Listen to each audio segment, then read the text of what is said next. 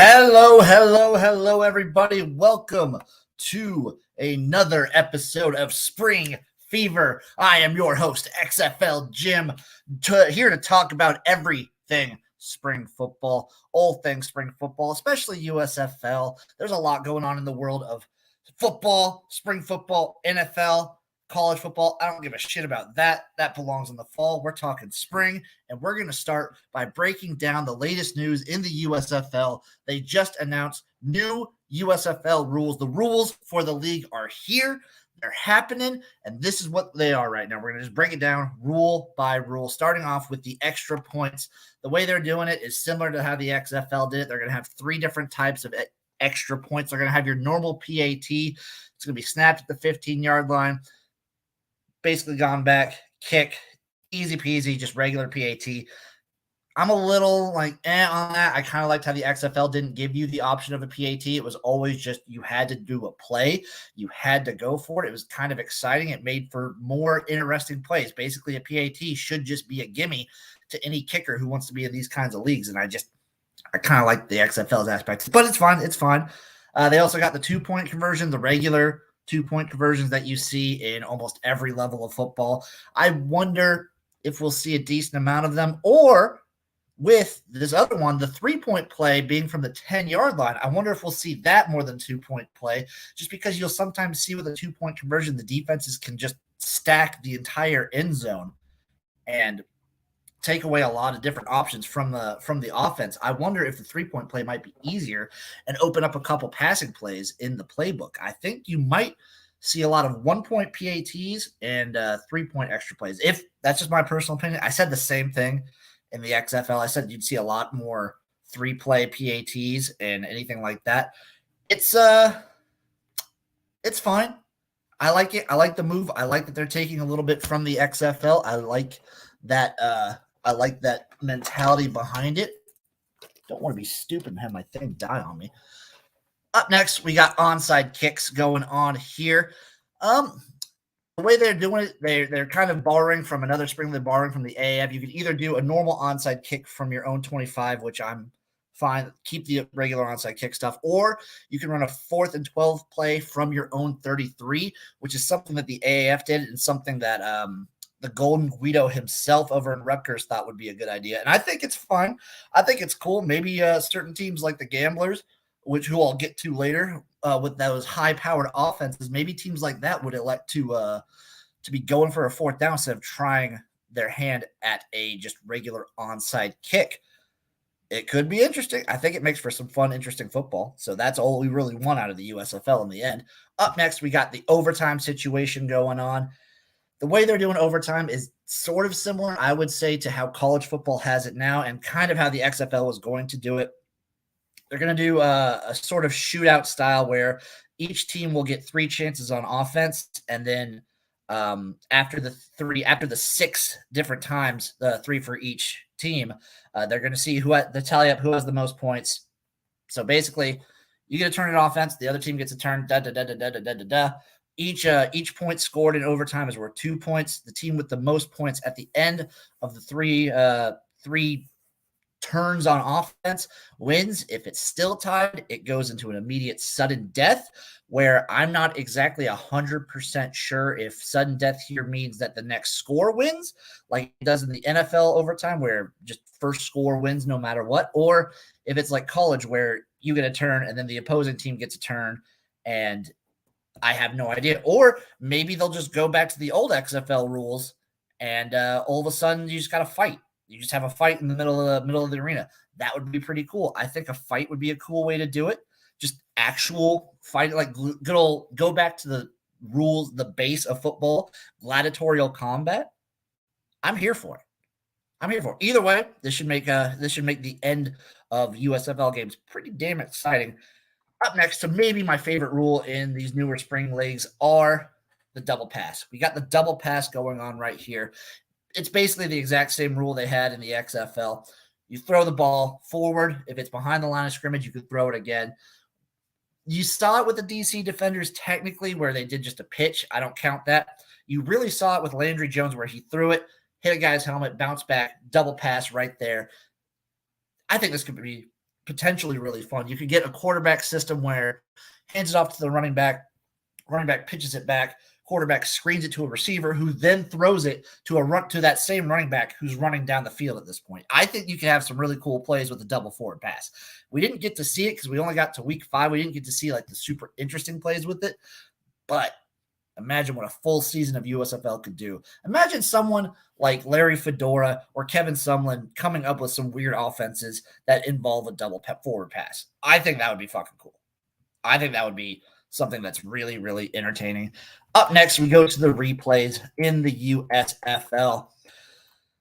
Each team is going to be allowed 1 instant replay challenge per game. I think they're really focusing similar to how the XFL did. These spring leagues, they want to focus on speed, and I think the USFL is trying to do that through limiting the amount of reviews for penalties, limiting teams allowing like for reviews and everything like that.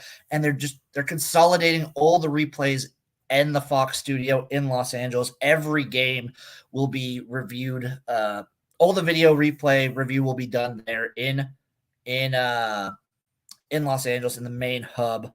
I'm okay with that. I kind of liked how the XFL had like an in-house at the game ref who was solely just watching review footage, blah, blah, blah, blah, blah. I think this is all just going to be Mike Pereira. I think it's just going to flat out go to him. That's fine. That's cool with me. They're responsible for all the replays, and they're there to overrule any bad ref calls, like if there's a bad face mask or if there's any missed personal foul calls, like a horse collar, unnecessary roughness, anything like that. That's what these guys are there for, to catch. And they're also these are the guys that are going to be determining pass interference calls. So you're not going to get different kinds of PI calls like you see in the NFL. It's all down to these guys. They are determining the egregiousness of pass interference calls. And I think having one group that is in charge of all that is the way to go. I think that's the best way to do it for these kinds of leagues. Speaking of which, we got pass interference here. The way pass interference is going to work in the USFL is under 15 yards, it's going to be a spot foul. They're kind of trying to mix the college and NFL rules, and I think they did a pretty decent job. So anything under 15 yards, say you could run up 7 yards and there's a pass interference call. Instead of getting a 15-yard penalty, an automatic first down, it's a spot foul. I still believe it's an automatic first down, but it's just a spot foul there. So you just move the ball up 8 yards. Easy peasy, lemon squeezy.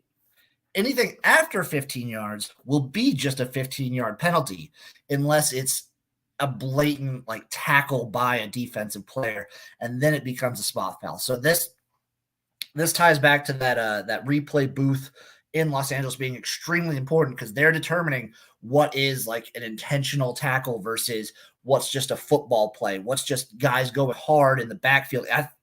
It makes for potentially a lot of gimme, like weird calls that could swing games drastically based on, it's instead of a 15-yard penalty, it's a spot foul or anything like that. I think if I'm a ref, I'm just calling everything a 15-yard penalty and then letting this group, this replay czar, I'm going to call him, just kind of rule whether or not it's going to be a spot foul or 15-yard, just kind of letting them decide what it's going to be. And basically the other part of pass interference is if the pass doesn't cross the line of scrimmage at all, there's no offensive pass interference or ineligible player downfield. So I'm wondering how this is going to go. I'm thinking overall this is going to be a good move for football. I think you'll see it shape. I think depending on how it looks in the USFL, depending on how much of a judgment call it turns out to be for the refs, you might see the NFL take a look at it, because I know spot fouls have been very, very controversial in the NFL. Pass interferences can swing games left and right, but I think overall it's good. I think mixing these two, at the very least, I like that it's experimental.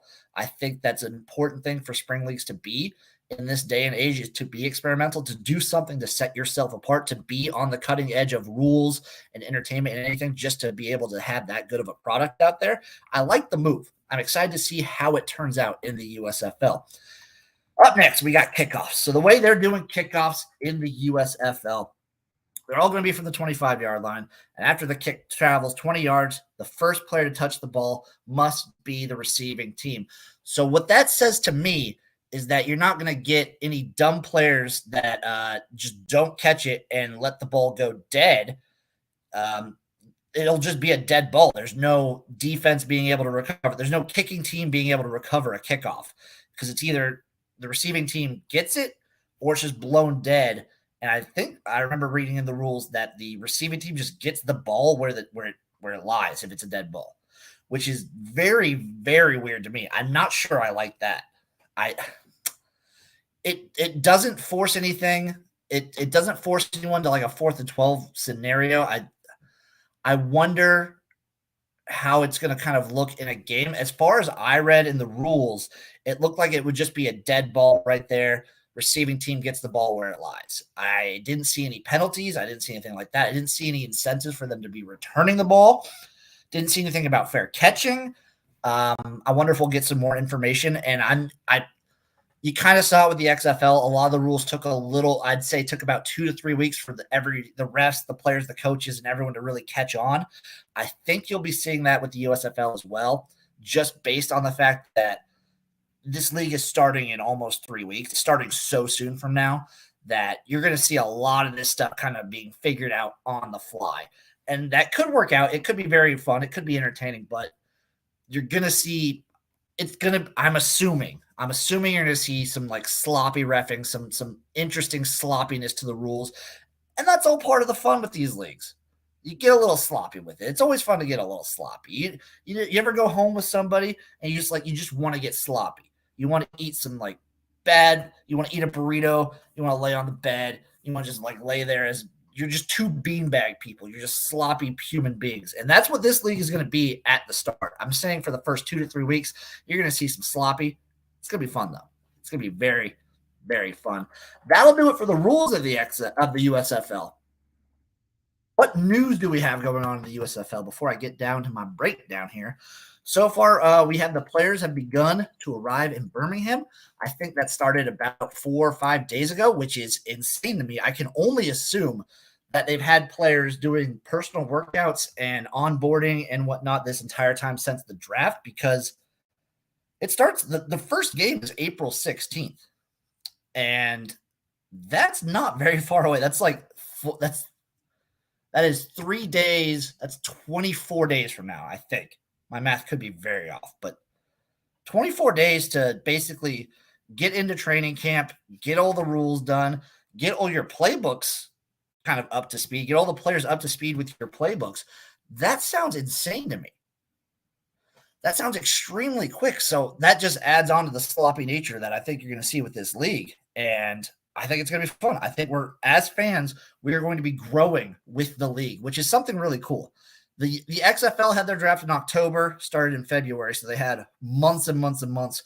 Players were like in camp learning like at the end of October. So they had months and months of training. I think this is going to be kind of fun that we're, as fans, are just kind of learning the game with the players and the coaches. I think that's going to be a really, really cool element to the USFL. Speaking of which, I have my little breakdown of the Houston Gamblers before me. I have some key players I have highlighted, and I have my analysis right now, my analysis of where I think the Gamblers are going to be, what they're going to do, what they can do, and my faith in the head coach of Kevin Sumlin. Spoiler alert, it's Kevin Sumlin, so it's not super high. I hope we get early Texas A&M Kevin Sumlin, who was at least fun and had an interesting quarterback with some really cool plays and whatnot. I think he can do that here. Which leads me to my first breakdown of quarterback Clayton Thorson, the quarterback for the Houston Gamblers. They picked him for a reason. If you watched our draft analysis with Sports Gambling Podcast, you'll realize how shocked we were that he actually he got picked at all, because generally you don't think of Northwestern producing great quarterbacks. I would argue he is a good to great quarterback for what he did at Northwestern. Not only is he probably the greatest Northwestern quarterback of all time, he got them to a Big Ten championship, and he also won them like 11 games in a season his freshman year, which is absolutely fucking bananas. Not only did he do all that, but he had an ACL injury his junior year, and still the next year, this guy started 53 consecutive college football games. He is a fucking tank of a human being. There's only one other player that has started that many games, and it's Colt McCoy.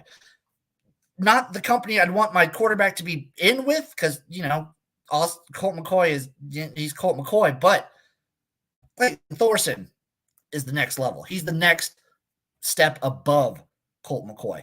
I think this guy, he excelled in a Northwestern offense that, if you look at those Northwestern teams, the offense was generally within, I'd say they were in the bottom 30 of all FBS college football teams.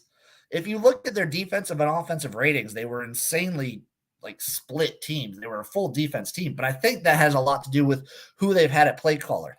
I think up until last year, Northwestern had the same offensive coordinator from 2002 until 2020, which is absolutely insane to me. And Clayton Thorson succeeded in an offense like that. Imagine what he can do in a high-powered, hopefully, Kevin Sumlin offense. My hope for Clayton Thorson is that he becomes unlocked, so to speak. If you listen to any of my analysis of the XFL, I'd put Clayton Thorson in the same camp as I did Brandon Silvers, that I feel like he has so much potential. I think he has all the potential in the world to be – I think Clayton Thorson could be the best quarterback in this league. Unironically, I think that. It's fucking insane. I think this guy could be really, really good. I just want to see it. I don't want to die on hopium. And I feel like I might OD on hopium with this offense. Up next, we're going to go over to defense. I have Chris Odom, defensive end. The guy's fast as fuck. He ran a 4.840 at the combine as a D end. Dude is just, he's a beast. First team All Sun Belt at Arkansas State. He's fucking huge. The guy's insane. He's giant. He's fast. What more do you want out of a defensive end? He gets a shitload of tackles, and he has defensive special teams experience. He was a kick blocking machine at Arkansas State.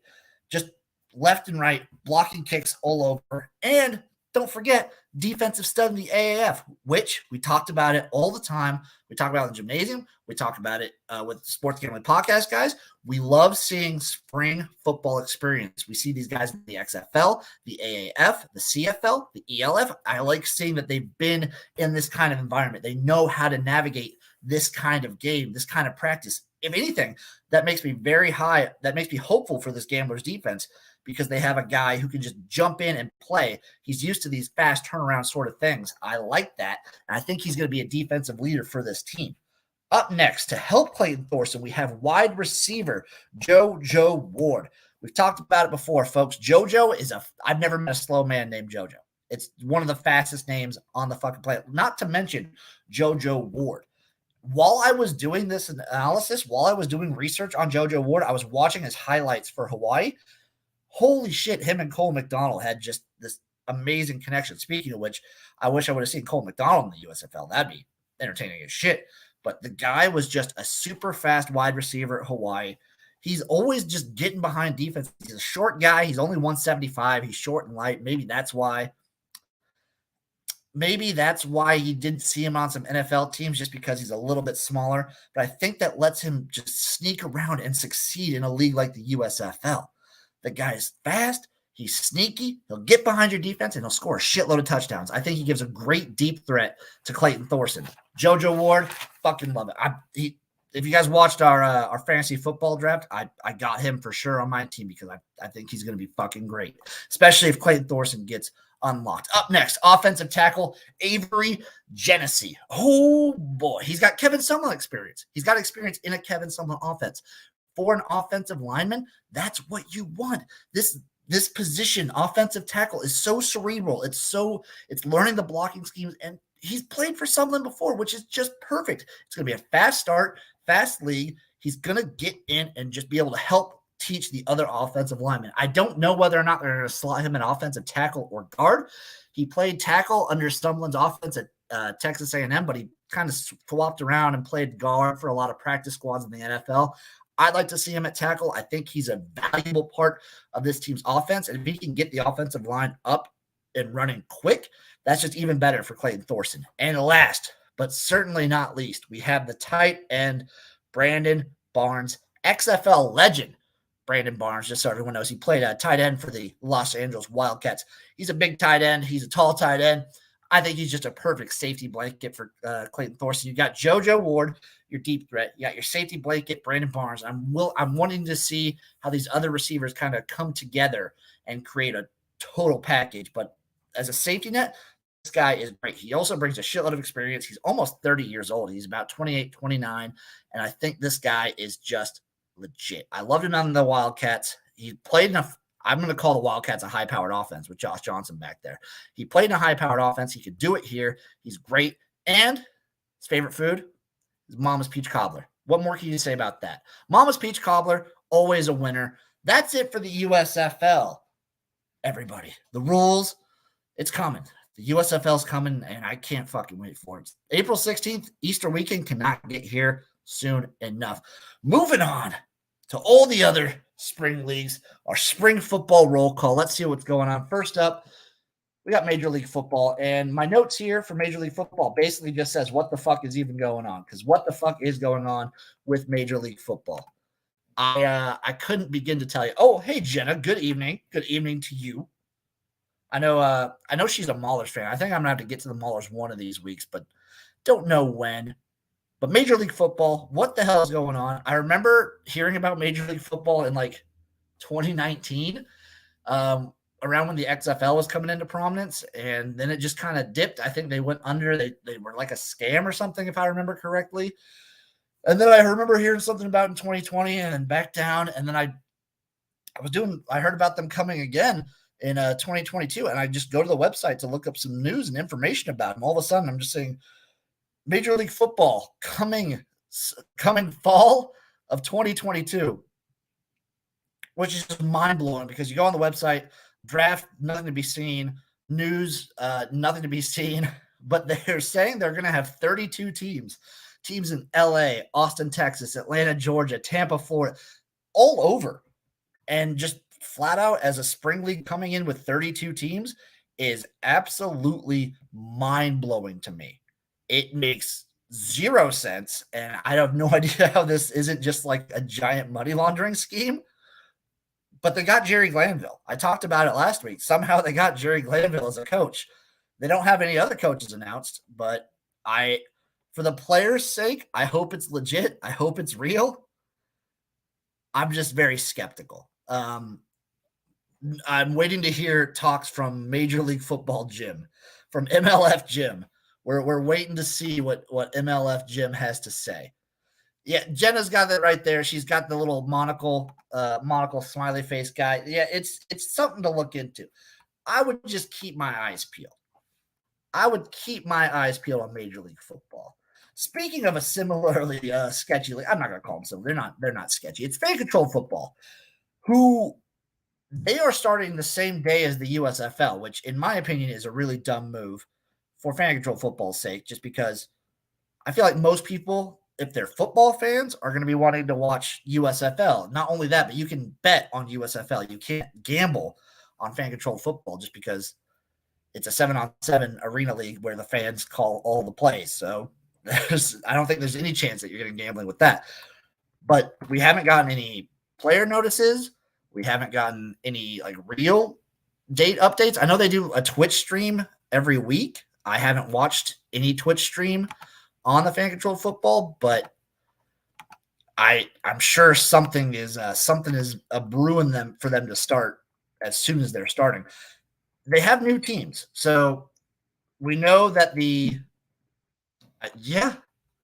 Jenna right here again, FCF Board 8 Football Club. That's basically what they are. They're the NFT football club. That's exactly what Fan Control Football is. So here's the team breakdown. I'll break down the teams of the Fan Control Football League for you guys.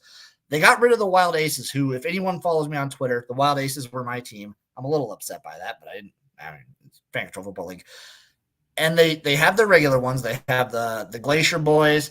They have the Zappers. They have all the normal stuff. And now they have their NFT teams. So they're really diving headfirst in the NFT realm, which to me just seems sketchy as shit just because I hear a bunch of NFT scams out there, and I just hope this isn't the same thing. So you got the Should Have Been Stars, the Kingpins, literally just the Board 8 Football Club, the Knights of Degen and the Aoki, who is Steve Aoki's team. So Steve Aoki just has an NFT and a football team. They got $40 million somewhere, and I don't know, man. I hope the 40 mil pushes them to get some better camera angles and some better camera quality. It's fun. Fan Control Football League is fun. It was a fun thing to watch. But damn, there's really going in on the NFTs and whatever. I don't give a shit about NFTs. The garage doesn't give a shit about NFTs, guys. Just sorry. That's Fan Control Football. I haven't heard shit else about this league. So who fucking knows what's going on there? European League of Football, ELF. We got some signings going on. There's NFL, ex-NFL players. There's European players signing on. We're just kind of waiting for the season to begin here in the summer. I will do, once the USFL is over with, I will do a full breakdown of the ELF and all the teams and everything. I'm going to just kind of put them on the back burner for now. Sorry, but I live in America, so the United States Football League takes precedence over the European League of Football. But ELF is something to look forward to. It was a fun product. I remember I watched a couple games last year. It's fun. I'm going to try and really keep up with them. CFL, Canadian Football League. I've been wondering for a minute how the USFL and next year the XFL are going to affect the CFL, just based on a lot of American players. When the XFL originally started in 2020, they elected to take less money and play for the XFL rather than having to go up to Canada and play in the CFL. I wonder if that's going to become a more common thread, especially when the USFL will be in year 2, and I assume we'll have better contracts and be able to pay a little bit more. As of now, the CFL is still the highest pay. If you're like a top player who is like borderline NFL or should be on an NFL team but just isn't for some reason, the CFL is still probably the place to be. You can still make hundreds of thousands of dollars doing that, which you can't do in the USFL and XFL as of now. But it's a worry. It's a worry that these teams should have and this league should have. And I wonder how much the Canadian roster minimum is going to affect the CFL. I know it's an important thing for a lot of the diehard fans, but you want the best players, and you got to be offering the best players. I'm interested to see how this kind of goes. Still waiting on the CFL draft, waiting on for them to start their preseason here in May. We're going to be burning that oil a lot come end of USFL season. I know Jenna's a Red Blacks fan, but Rough Riders all the way. Rough Riders. Stop, pop, open up shop. You know how problem goes, folks. Up next, we got the X League. And there's not a ton of X League news. We know they have the tournament coming up generally in May, but there was a cool little story I was reading in the Japan Times. This is from a few weeks ago. I just caught up with it recently, but there's a recent X League combine featured a 20-year-old amateur Yokozuna. Excuse me if I'm mispronouncing this name because I'm terrible with fucking names. Hidatora Hanada. He's he's 20 years old. He's a sumo badass, and he zero football experience. He's going to this combine with players who have played at college levels and Japanese pro levels, and she's just owning players left and right. He's just bodying people. He ran I have in my notes, he ran a 5.240. I watched film. He ran an unofficial 4.940 as a fucking sumo wrestler with zero football experience. He's kind of been weighing his options. In an interview, he talked about wanting to be the world's first professional Yokozuna and NFL player. And his mentality is, I can try for the NFL first because a career in the NFL is usually shorter lived than a career as a sumo wrestler. Because just recently there was a sumo wrestler who just won and became a Yokozuna at like 29, and he didn't start until he was like 27. So if he can somehow go from 20 to just getting in a nice college football career to an X League career to an NFL career, I'm rooting for this guy all the way. I think the X League could use a player of his caliber and his personality. He brings a lot of personality to this league as a Japanese-born player, and I think that is a great thing for the X League. So can he handle the extra clothes? That is a good question. I wonder. Sometimes I play football in the nude, and it kind of works. It makes you slippery. As long as you powder yourself, you should be all right. I just think he brings a good star power here, and I want to see him so bad in the X League. I want it so bad. Up next, we got XFL news, and by that I mean we have no XFL news. There's still nothing. I kind of hate how they just go completely radio silent and then we'll announce something and push it for like a few days and then just go radio silent again. I'd like a nice little feed drip of news, please. Give me something. Give me something, guys. Give me something. And last, but certainly not least, we have Arena League news, IFL news, the only spring league that's actually going on right now we're on week 3 coming up in the IFL. It's fucking wild. The standings as they are right now, we have the eastern side, number 1, Sioux Falls Storm, number 2, Massachusetts Pirates, number 3, Bismarck Bucks, 4, Quad City Steamwheelers, 5, Frisco Fighters, 6, Green Bay Blizzard, and 7, Iowa Barnstormers. By the way, IFL, pretty good names. I'm gonna give them solid names there. I'm gonna give them not quite Japan level, but these are solid. And then the Western, we have the Arizona Rattlers, the Bay Area Panthers, the Vegas Nighthawks, the Tucson Sugar Skulls, the Duke City Gladiators, the Northern Arizona Wranglers. Arizona just gets 2 teams for some reason, and the San Diego Strike Force. Blech. Upcoming games in the IFL. Here we fucking go. I'm picking these games. I got them coming. On the 26th, we have the Bay Area Panthers at the Northern Arizona Wranglers. I'm going to take the Panthers in that one. Also on the 26th, we have the Frisco Fighters at the Duke City Gladiators. Give me Duke City there. On the 27th, give me the Vegas Nighthawks. I like how they spelled Nighthawks like a royal knight, not like just Batman Knight. It's whatever. That's kind of dumb, but also fun. I think they play in the same arena that the Knights play in, so maybe that's what they're going for. I think the Knights also might own this team. I think that's, you see that a lot. You see, like, I think the Coyotes also like own the Rattlers. So you see hockey teams own these arena teams, which is interesting. But give me the Vegas Nighthawks over the Tucson Sugar Skulls. Then we have the Green Bay Blizzard over at the Bismarck Bucks. I'm taking the Bucks in that one. Iowa Barnstormers at Sioux Falls Storm on the 28th. Give me the Storm. The Arizona Rattlers at the San Diego Strike Force. As cool as a name as Strike Force is, I'm going to take the Rattlers in that one. I think the Rattlers are going to get it done. My early prediction for the whole season, by the way, I'm just always going to roll with Sioux Falls. The Barnstormers are just the team to be here. And that'll be it for IFL. And that'll be it for spring football. And that'll be it for spring fever. God damn, guys. USFL's coming. IFL's already here. Fan control football's coming. I just want XFL news. That's the only league that we're missing any news on at all. Thank you all for listening. Thank you for watching. Y'all know where to find me.